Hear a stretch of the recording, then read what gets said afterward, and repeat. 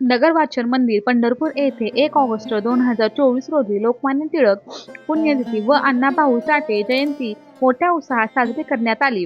यावेळी प्रतिमा पूजन श्री येवले यांच्या हस्ते करण्यात आले. कार्यक्रमाच्या अध्यक्षस्थानी श्री लखन साळुंखे पत्रकार उपस्थित होते. यावेळी त्यांनी आपले मनोगत व्यक्त केले. तसेच संस्थेचे सदस्य श्री पाम अल्लापूरकर यांनी स्वागत व आभार प्रदर्शन केले. यावेळी प्रवीण पाठक, राजकुमार आवताडे, विश्वजित मिसाळ, अनेक वाचक व कर्मचारी वर्ग उपस्थित होते.